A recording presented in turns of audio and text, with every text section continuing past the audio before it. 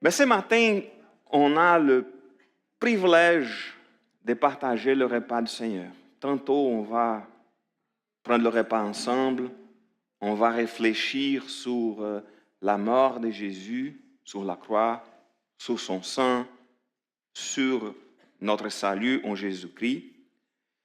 Mais c'est un moment où on se souvient du sacrifice de Jésus, mais c'est aussi un moment où on regarde l'avenir. Et pourquoi on regarde l'avenir? L'apôtre Paul, dans le texte qu'il a instruit l'Église en Corinthe, il a dit ceci: nous annonçons la mort du Seigneur jusqu'à ce qu'il vienne ou jusqu'à son retour. Alors c'est une façon de dire, lorsqu'on va prendre le repas du Seigneur, on pense aussi à l'avenir, parce qu'il vient, il reviendra. Et je sais que parfois, ce n'est pas un sujet qu'on parle beaucoup, parce que lorsqu'on parle de la venue de Jésus, petite correction, c'est ça, ce n'est pas qu'on ne parle pas beaucoup, c'est que parfois on n'aime pas beaucoup d'en parler, parce qu'il y a des choses qui sont très bonnes lorsqu'on parle de la venue de Jésus, mais il y a aussi la question des jugements, des souffrances, etc. Et en général, dans notre société, on n'aime pas beaucoup parler de ça parce que non, ça peut déranger les gens. Mais le fait, c'est que lorsqu'on parle, chaque fois qu'on prend le pain et la coupe, nous affirmons notre foi non seulement dans ce que Jésus a fait sur la croix, mais aussi dans les choses qu'il fera, il reviendra. Alors lorsqu'on prend le repas, il est question de méditer, comme j'ai déjà prêché une fois, le passé, le présent, au moment qu'on va nous examiner, et aussi l'avenir, parce qu'on le fait et on annonce jusqu'à son retour. Et ce retour de Jésus, ce n'est pas une chose symbolique, une idée vague dans la parole de Dieu. Jésus lui-même, il a parlé qu'il reviendra à plusieurs reprises. Alors si Jésus, il a parlé de ça à plusieurs reprises, si on a d'autres textes dans la parole de Dieu qui parlent de ça à plusieurs reprises, c'est-à-dire que c'est un sujet important. Et dans Matthieu, le chapitre 24, il nous donne au début des signes. Il nous fait avertir des défis à venir. Et il nous rappelle aussi à être vigilants, être attentifs, à savoir, oui, il vient, il faut être vigilant. Et aujourd'hui, pendant qu'on prépare notre cœur pour le repas, nous voulons aussi préparer nos vies pour son retour. Parce que c'est très bien de se préparer pour le repas du Seigneur. Il y a des choses plus importantes qui vont venir. Jésus reviendra. Et dans ce passage, on ne va pas lire tout le chapitre parce que c'est un gros chapitre. On parle de plus de 40 versets. Je ne me rappelle plus exactement c'est combien, mais c'est plus de 40 versets. Et lorsqu'on parle ici dans le texte, on va parler la première partie, on va faire juste un aperçu de la première partie, qu'on parle du contexte de son retour. On va regarder qu'il y a des différences entre les gens qui lui appartiennent et les gens qui ne lui appartiennent pas.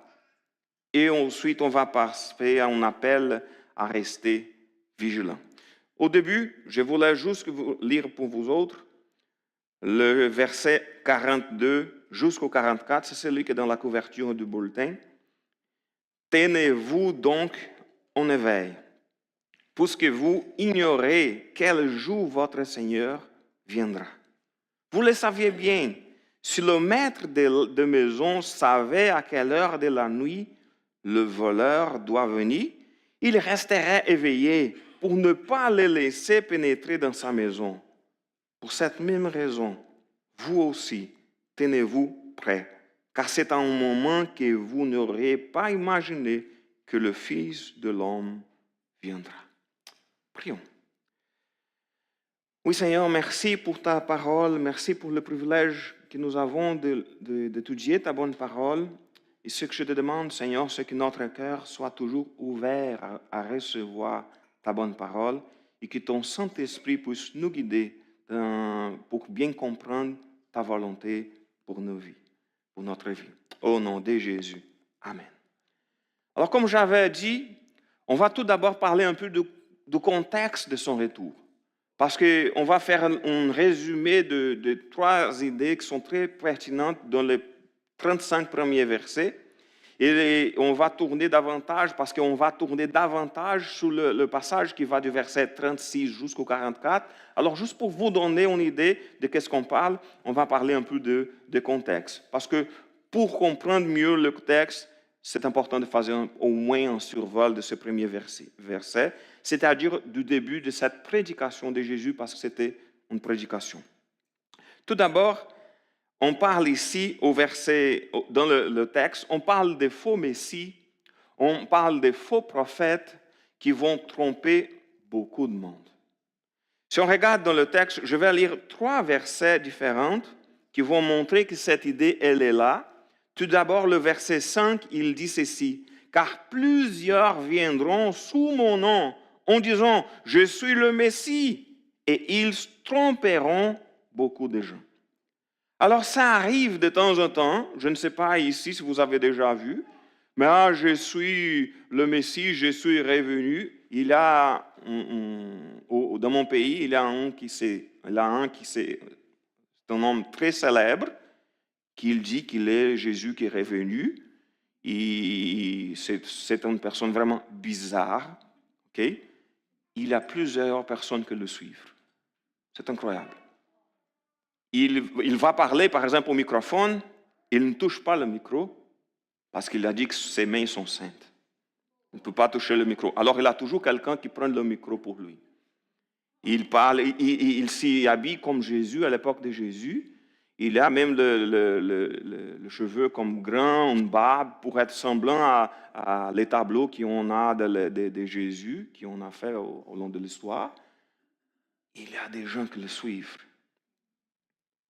Dans notre contexte, c'est plus difficile d'apparaître ce genre de choses, mais par exemple en Israël, que les gens attendent encore la venue du Messie, c'est vraiment plus possible que les gens puissent penser « Ah, ça se peut que c'est le Messie, il est venu ».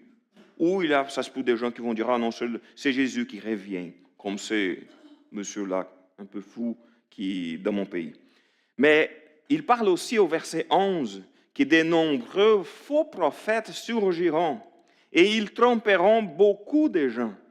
Et ça devient un peu plus difficile. Parce qu'honnêtement, si vient quelqu'un ici un dimanche matin et dit « Ah, je suis Jésus, je suis revenu », et on connaît la parole de Dieu, on sait que Jésus ne reviendra pas comme ça, il ne va pas à nouveau naître d'une femme, etc. Il va apparaître, on va parler tantôt, ça va être glorieux. Alors, si quelqu'un vient ici, ah, je suis le Messie, je suis revenu, on va dire non, non, non, c'est pas toi. Mais un faux prophète, ça c'est beaucoup plus dangereux. Parce que parfois, ça se peut qu'on va voir des gens qui vont dire, ah, je parle au nom de Jésus, je viens de Dieu, je viens pour vous délivrer un message de la part du Seigneur. Ils commencent à parler des choses, et si on ne connaît pas bien la parole de Dieu, ça pourrait aller jusqu'où? Alors, il faut, parce que la parole de Dieu nous dit que de nombreux faux prophètes surgiront dans les derniers jours et ils tromperont beaucoup de gens. Ce n'est pas qu'il va y avoir beaucoup de prophètes et qu'on va juste regarder, ah non, ce sont des gens qu'on ne suit pas, mais il parle beaucoup de gens vont se tromper. Au verset 24, il parle encore que des faux messies surgiront, ainsi que des faux prophètes. Ils produiront des signes extraordinaires et des prodiges au point de tromper, même si c'était possible, ceux que Dieu a choisis. Et ça, c'est tellement important. Parce que parfois, honnêtement, la question qu'on voit, c'est que beaucoup seront séduits. Ça, c'est grave. Et pourquoi que ce genre de choses arrivent? Honnêtement, c'est à cause de la manque de connaissance de la parole de Dieu. Il y a beaucoup de monde dans nos églises, partout dans le monde, qui parfois disent, ah non, étudier la parole de Dieu, ce n'est pas si important. C'est quelque chose pour les pasteurs, pour les érudits, moi là, je n'ai pas besoin d'étudier beaucoup. Ça, c'est un problème, je ne sais pas ici, mais les églises pentecôtistes dans mon pays ne se soucient pas beaucoup d'étudier la parole de Dieu. Parce qu'ils croient que le Saint-Esprit va juste révéler au moment de prêcher, c'est tout. On n'a pas besoin d'étudier la parole de Dieu. Ils disent cela. Mais il faut faire attention, parce que parfois on pense, ah, ok, ce n'est pas important, mais si on ne connaît pas la parole de Dieu, quelqu'un d'autre pourrait nous faire tromper, nous tromper. Et c'est important aussi, à cause de cela, de rester attaché à la vérité, attaché à la parole de Dieu, bien connaître. Ah, Eduardo, mais il a tellement de choses, c'est bien de jouer avec le Seigneur, avec la question des émotions. Oui, les émotions, ça fait partie de la vie chrétienne, mais la réflexion rationnelle de la parole de Dieu, ça fait aussi partie de la vie chrétienne. Ensuite, il parle aussi que des jours de grande détresse toucheront le monde. Au verset 7, il dit ceci, « En effet, on verra, on parle ça de ce dernier jour, ok? On verra se dresser une nation contre une nation, un royaume contre un autre. Il y aura des famines, des tremblements de terre en divers lieux, mais ce ne seront que les premières douleurs de l'enfantement. » Est-ce que ça, c'est le genre de choses qu'on voit? Ne vous inquiétez pas, ce sont juste les premières douleurs de l'enfantement. Ce n'est pas encore le moment. Mais c'est de la souffrance. Alors, lorsqu'on parle de la venue de Jésus, c'est qu'il y aura des souffrances, de guerres, de catastrophes avant sa venue. Ça, c'est le genre de choses qu'on voit dans la société de nos jours. La souffrance, des guerres, des tremblements de terre, etc. Et le verset 21, il est écrit ceci, « Car à ce moment-là, la détresse sera plus terrible que tous ceux qu'on a connus depuis le commencement du monde. Et jamais plus on verra pareille souffrance. » Alors c'est comme si c'était une chose qui va de plus en plus augmenter jusqu'au moment qu'on va voir des souffrances qu'on n'a jamais plus, on verra pareille souffrance dans le monde. Alors lorsqu'on parle, oui, de la venue de Jésus, on parle aussi de détresse avant sa venue. Il y a une information qui pour moi c'est l'une des plus importantes dans ce texte-là. C'est au verset 14. Cette bonne nouvelle du royaume de Dieu sera proclamée dans le monde entier pour que tous les peuples en entendent le témoignage. Alors seulement viendra la fin. Il y a une question ici que parfois les gens essaient de dire, ah, est-ce que la venue du Seigneur est proche? Alors on va regarder les tremblements de terre, on va regarder les questions de la nature qui commencent à se détruire, on regarde les guerres, etc. Wow, voilà, ce sont des signes. La parole de Dieu nous a dit que ça, c'est pas vraiment, c'est juste le premier douleur, c'est le début. Mais il y a une information qui c'est vraiment précis, quelque chose de précis, ce que la bonne nouvelle sera proclamée dans le monde entier pour que tous les peuples entendent le témoignage. Alors seulement viendra la fin. Alors il y a une question de parfois, malgré les ténèbres, la lumière avance. Malgré les détresses, la proclamation de l'Évangile avance. Malgré la souffrance, nous avons une mission qui était confiée à l'Église. Ce n'est pas à l'Église d'Élie de Jésus, à l'Église de Jésus. C'est de prêcher l'Évangile jusqu'au bout. Et parfois, on dit, ah, Maranatha, reviens, Seigneur Jésus. Mais veux-tu vraiment que le Seigneur revienne? Prêchons l'Évangile. Proclamons l'Évangile dans le monde entier. La façon la plus facile de faire que le Seigneur puisse venir plus tôt, c'est de prêcher l'Évangile. C'est de prêcher l'Évangile. Et c'est évident, un message très important dans le texte, c'est vraiment le fait que, le Seigneur reviendra. Il parle de ça au verset, par exemple, le 27, où il est écrit, « En effet, quand le Fils de l'homme viendra, c'est-à-dire il viendra Ce sera comme l'éclair qui jaillit du devant et illumine tout jusqu'au couchant. Il parle aussi au verset 30, c'est alors que le signe du Fils de l'homme apparaîtra dans le ciel. Au 33, il dit que de même, quand vous verrez tous ces événements, sachez que le Fils de l'homme est proche, comme aux portes de la ville. Alors oui, les signes, ça peut nous donner une idée, comme s'il est proche, ça vient, il est proche aux portes de la ville. Mais ici, le plus important, c'est qu'il parle. Non, numéro 1, oui, il vient. 2, sera quelque chose de visible et glorieux.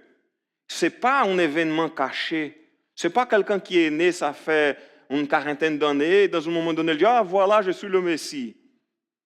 Je suis revenu. Oublie ça. C'est vraiment évident. Et c'est dans ces contextes, on nous pose la question, que produira son retour? Parce qu'on parlait des choses qui se passaient avant son retour. Pour certains, ce sera un moment de joie. Pour d'autres, ce sera un moment de souffrance. Et dans le passage, on voit, dans plusieurs moments, on voit cette idée de deux groupes distincts avec des destinées aussi différentes. Au verset 9, par exemple, c'était au début, on voyait qu'alors on vous persécutera et l'on vous mettra à mort. Tous les peuples vous haïront à cause de moi. Alors, on parle ici tout au début de quelque chose comme OK, il y a une grosse différence entre les peuples de la terre et les chrétiens. Et on parle de persécution aux chrétiens. Ça, c'est au début. On parle ici encore avant la venue de Jésus. Mais aussi, il parle au verset 40, c'est déjà plus à la fin du chapitre. Il parle, par exemple, qu'alors 2 ouvriers travailleront côté à côté dans un champ. L'une sera emmenée, l'autre laissée. 2 femmes seront en train de tourner la pierre de meule. L'une sera emmenée, l'autre laissée. Alors on parle vraiment d'une façon très claire de 2 réalités différentes, contrastées. Tout d'abord, le peuple de la terre, les élus.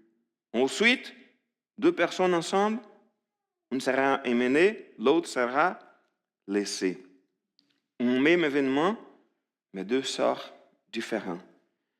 Une chose qui est intéressante quand on parle de la venue de Jésus, c'est que le peuple de la terre se lamenteront. C'est alors que le signe, verset 30, le signe du Fils de l'homme apparaîtra dans le ciel. Alors tous les peuples de la terre se lamenteront et ils verront le Fils de l'homme venir sous les nuées du ciel avec beaucoup de puissance et de gloire. Et pourquoi? Ceux qui ont rejeté Jésus ne pourront pas se cacher. Lorsqu'on voit la puissance de Jésus, sa venue, on va dire, oui, les chrétiens avaient raison. Voilà. Désolé, c'est trop tard. C'est pour ça qu'il dit qu'ils rejetteront. Parce que la venue, le retour du Seigneur Jésus apportera du jugement. Alors on parle de le peuple de la terre se lamenteront à cause du jugement. Imaginez-vous, tous les gens de la terre qui disent « Oh non, pourquoi pas ça? Jésus n'est pas réel, c'est quelque chose que quelqu'un a créé, même s'il a beaucoup de preuves de son existence, au moins du côté humain qu'il était là, beaucoup de témoins qui ont dit qu'il est ressuscité, plusieurs choses qu'on a, même des recherches, comment ça s'appelle? Archéologie. J'avais oublié même le mot en portugais. Et dans ce genre de choses, même avec cela, beaucoup de monde, non, je ne crois pas. C'est à ce moment-là qu'il va regarder, oh oui, c'est que les chrétiens avaient raison, voilà, il revient. Mais la parole aussi, elle parle que les élus seront rassemblés et protégés parce qu'il enverra ses anges rassemblés au son des trompettes éclatantes, ces élus des 4 coins du monde et d'un bout à l'autre de l'univers. Parce que le Seigneur, il prend soin de siens. Pour les croyants, ce retour sera une source de joie et d'espérance de savoir, oui, mon maître est revenu. Et qu'est-ce qui va arriver après? C'est de la joie. Jésus a parlé de ça. Si on regarde par exemple l'évangile de Jean au verset 14, il est dit que votre corps ne se trouble pas. Pourquoi? Qu'on puisse avoir foi en Dieu, on avoir foi en lui, car dans la maison de mon Père, il y a beaucoup de demeures. Et qu'est-ce qu'il a dit? Je vais vous préparer une place. Alors pour nous, c'est de savoir, OK, dans la maison de mon Père, il y a une place pour moi. Parce que Jésus est allé préparer une place pour moi. C'est-à-dire que votre corps ne se trouble pas. Parce qu'on a une maison, une place dans la maison de notre Père. Et comme on voit aussi dans Apocalypse, le chapitre 21, le verset 4, il est écrit que le Seigneur, il essuiera toute larme de leurs yeux. La mort n'en sera plus. Il n'y aura plus ni deuil, ni plainte, ni souffrance, car ce qui était autrefois a définitivement disparu. C'est disparu, c'est fini. La souffrance est finie, est disparue. Mais une autre question demeure encore, parce qu'on a un peu parlé de ça au début, mais c'est quand que Jésus reviendra? Parce qu'on parle, oui, il reviendra, mais ça sera quand? Et des informations, c'est important parce que c'est une erreur que quelques églises ont déjà commis dans le passé.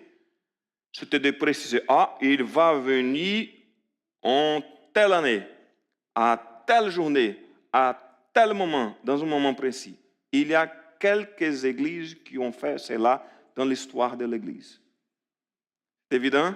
Ce n'était pas la bonne réponse. Je fais les calculs ici, beaucoup. Il y a beaucoup de monde qui essaie de faire comme de la numérologie avec le texte de la Bible. Il y a cette affaire-là, ça veut dire 700 ans, et il commence à mélanger toutes les choses pour essayer d'avoir une nouvelle chose que personne ne savait pas. Et voilà, vous avez appris quelque chose que personne n'avait pas lu dans la parole de Dieu. Oublie ça. Qu'est-ce que la parole de Dieu nous dit? Au verset 36. Quant au jour et à l'heure où cela se produira, personne ne le connaît. C'est qui connaît le moment que Jésus va retourner? Personne. Personne.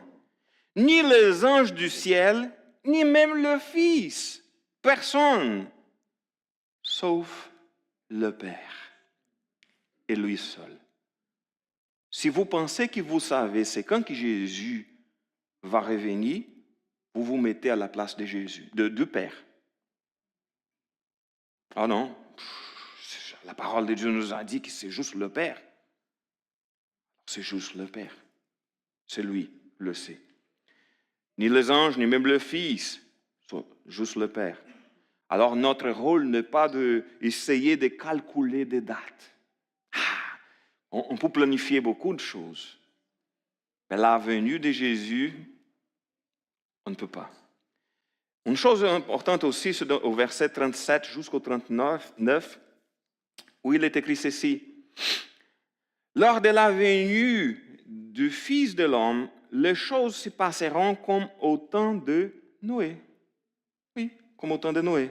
En effet, à l'époque qui précéda le déluge, les gens étaient occupés à manger et à boire, à se marier, à marier leurs enfants, jusqu'au jour où Noé entra dans le bateau.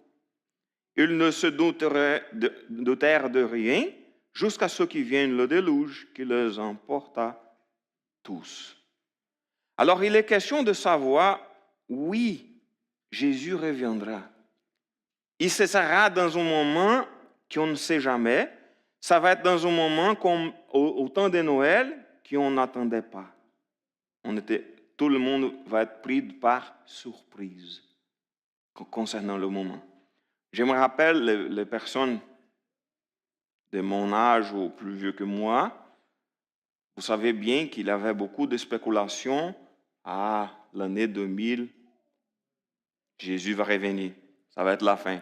Comme je dis, il y a plusieurs églises qui ont essayé à plusieurs reprises de déterminer une date pour la venue de Jésus. Il y avait beaucoup de monde qui disait, ah oui, ça va être la fin. Et même avec le problème qu'on avait des ordinateurs, le bug, on appelle ça comme le bug du millénium, ça va tout déranger, ça va causer des catastrophes.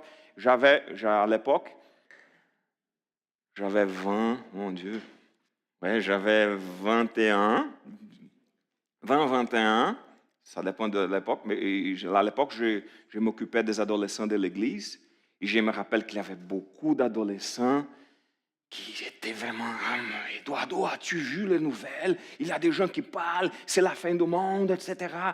Écoute, tout le monde attend la fin du monde à ce moment-là? Oui, ça va être pas là. Ça va être dans un autre moment. Parce que la parole de Dieu nous dit que c'est dans un moment où les choses se passeront naturellement. Tout le monde faisait toutes les choses d'une façon normale. Il ne se doutait de rien. Jusqu'au moment qui vient le déluge. Beaucoup seront inattentifs et pris même au dépourvu. Alors, qu'est-ce que la parole de Dieu nous demande? De rester vigilants. Tenez-vous donc en éveil, verset 42, puisque vous ignorez quel jour votre Seigneur viendra. Vous le savez bien, c'est le texte qu'on a lu au début. Si le maître de maison savait à quelle heure de la nuit le voleur doit venir, il restera éveillé pour ne pas le laisser pénétrer dans sa maison. Pour cette même raison, vous aussi tenez-vous prêts, car c'est un moment que vous n'aurez pas imaginé que le Fils de l'homme viendra. Alors la question, ce n'est pas, OK, Eduardo, alors on ne doit pas calculer les dates parce qu'on doit juste comme ne pas être prêt. Écoute, si on regarde des dates, c'est là qu'on dit on va se préparer à tel moment de la vie. C'est là qu'on va se préparer. Le défi de la parole de Dieu, c'est qu'on puisse être toujours prêt. Toujours prêt. Si je ne laisse pas pour demain les choses que je dois faire pour le Seigneur. Je ne laisse pas pour demain, oh non, écoute, ce n'est pas le bon moment de ma vie. Une fois, après ma retraite, je vais avoir vraiment un engagement envers le Seigneur. Ou non, après, écoute, parfois on donne beaucoup des excuses. Et on avance les dates, et parfois on laisse pour faire un engagement avec le Seigneur dans un moment qu'on n'est plus là. Parce que même si le Seigneur Jésus ne vient avant, ça se peut qu'on va aller plus tôt qu'on avait pensé. Une chose, je vais déjà vous raconter cela, c'était très touchant pour nous autres. On faisait l'évangélisme dans une petite ville de mon pays. Et on a passé devant la maison d'un monsieur. Il dit, écoute, on aimerait parler de Jésus, est-ce que vous voulez écouter? Et sa réponse était, écoute, j'aimerais bien écouter, mais je suis pas mal occupé maintenant. Est-ce que vous pouvez revenir plus tard? OK, on revient plus tard. Mais le plus tard, on avait oublié. Le lendemain soir, on dit, hey, on avait quelque chose schedulé, prévu, mais on n'a pas rien à faire parce que c'était annulé. Est-ce qu'on pourrait faire quelque chose? Hey, il y avait un monsieur qui avait dit qu'il voulait écouter de Jésus. On pouvait tous ensemble, c'était une équipe de 12 personnes, aller à sa maison avec la guitare et chanter et parler de Jésus à lui. Et lorsqu'on arrivait chez lui, il y avait beaucoup de monde devant sa maison, c'était ses funérailles. Il est décédé cette journée-là. Et dans mon pays, ce n'est pas comme ici. Ici, si la personne est morte, elle va être enterrée demain ou le lendemain ou la journée suivante. On n'attend pas 10 jours, 11 jours. C'est comme maximum 2-3 jours que la personne sera enterrée. Alors, il était là. Les funérailles dans des villes qui ont beaucoup de pauvreté, en général, les funérailles sont dans la maison de la personne. C'était le cas. Alors, il était là. Et les gens qui ont dit, on vient plus tard, et on n'est pas revenu, s'inquiétaient beaucoup. Oh, mon Dieu, c'était ma faute. Ou c'était de lui qui a dit, oh, je suis occupé plus tard. On ne sait jamais quels sont les plans de Dieu. On ne connaît pas le cœur de ce monsieur-là. Je ne sais même pas son nom. Mais ce que je sais, c'est que parfois on laisse les choses pour plus tard. Et parfois, on n'a plus l'occasion de le faire. Comme là, parfois, c'est important toujours de le rappeler. Si on a quelque chose de bien à faire à quelqu'un, nous ne le laissons pas pour demain. Faisons-le maintenant, si possible. Alors, le retour de Jésus, c'est une réalité certaine. Il y aura des réalités différentes. Il y aura, pour les élus, la joie, l'espérance, les autres, jugement, la souffrance. Et dans cette perspective, notre joie ne doit pas nous rendre passifs. C'est le contraire, parce que lorsqu'on voit la vision du jugement, ça se peut qu'on pourrait être, ah non, ça va être compliqué. Ah non, non, viens pas Jésus, parce que, écoute, il y a beaucoup de monde qui ne connaît pas ta parole. Au lieu d'être ah non, triste ou paralysé par la peur de ce qui peut arriver avec les gens qu'on aime ou de gens de notre entourage, que cette idée, que cette notion de jugement puisse nous pousser à l'action et de penser, OK, annonçons alors l'Évangile. Annonçons l'Évangile pendant qu'il est encore le temps. Parfois, on laisse beaucoup de choses pour plus tard, et parmi ces choses-là, c'est d'annoncer l'Évangile. Proclamons le salut en Jésus-Christ, afin que le plus grand nombre possible de personnes puissent échapper à ce jugement et qu'ils puissent partager avec nous cette espérance, la joie de son retour. Et c'est exactement ça qu'on fait lorsque on partage le pain et la coupe. On nous rappelle le prix payé pour notre salut et nous annonçons son retour avec espérance, avec joie. Et à chaque célébration du repas du Seigneur, nous affirmons, Jésus revient. Soyons prêts. Que Dieu nous bénisse. On va prendre le repas du Seigneur et